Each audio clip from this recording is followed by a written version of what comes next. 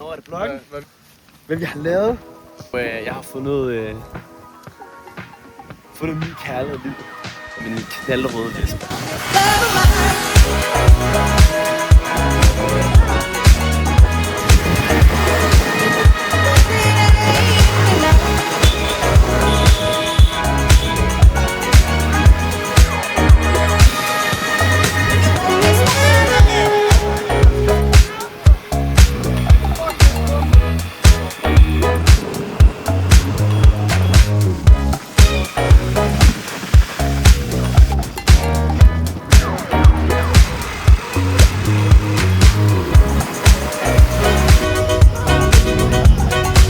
Nej, jeg skal man, mand. Så og som den kloge seer nok kan regne ud, så fik Ayman sit ønske opfyldt omkring en knaldrød Vespa. Og vi lavede 4 af dem, kørte rundt i bjergene omkring søen. Ayman valgte Philip og mig, som kørte, og Josse, hun stod for en masse lækker content bag på motorcyklen. Og ellers så var det bare op i bjergene. Det var klart, der det var sjovest at køre. Så GPS'en den blev bare sat til opad, og så var det bare med at have det sjovt.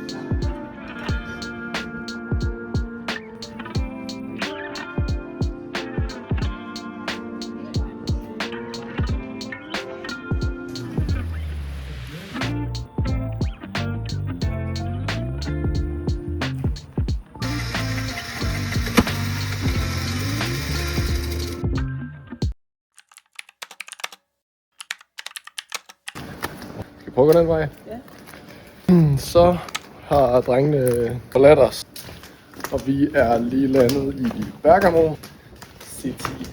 Alte. Og nu er det tid til shopping.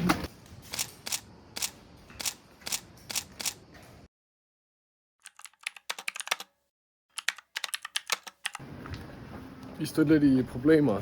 Somehow så Josse, hun er sur over, hun ikke synes, at hun indgår nok i filmen her. Og jeg kan helt ærligt godt forstå hende. Det kan du lige komme om på den anden side af. Det er ikke sådan at være kameraperson, altså.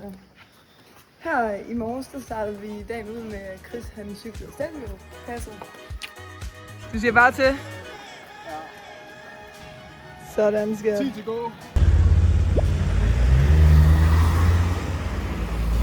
Sådan skat, der kommer han.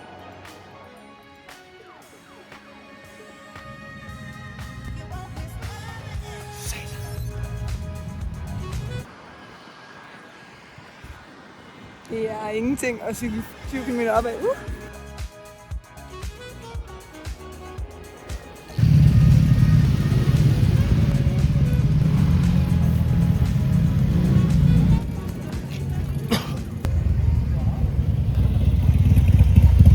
Under 2 timer.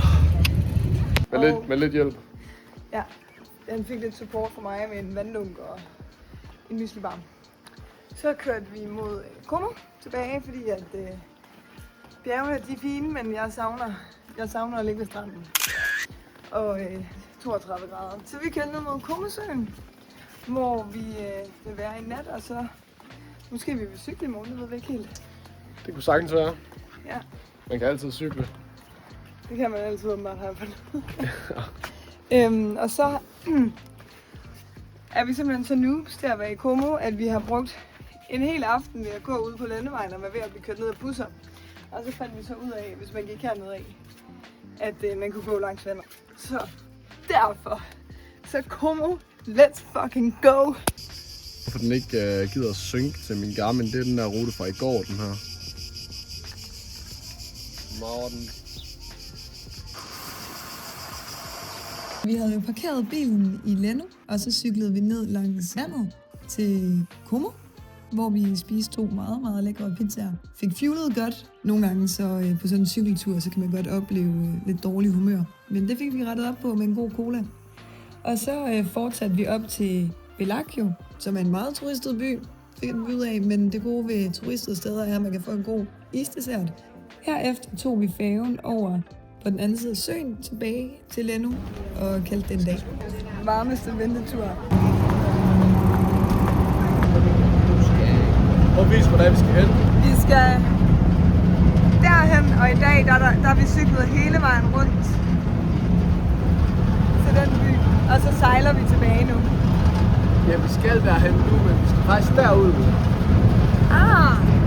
Så vi sejler derhen, og så skal vi cykle derhen, hvor vi så bor.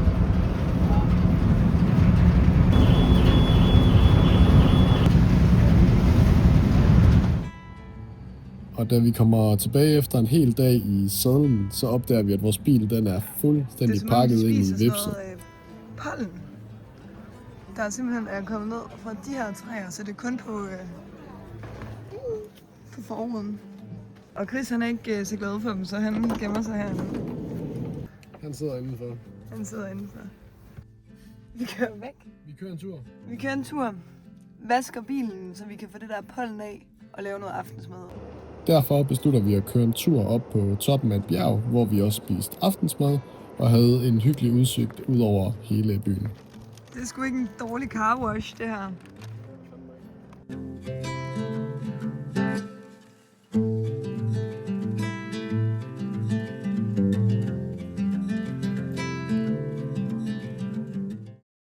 Like and subscribe. Det betyder en stor del for kanalen, og det gør, at de kan fortsætte med at gøre ting som det her. 93 følgere, vi tænker på jer dag og nat.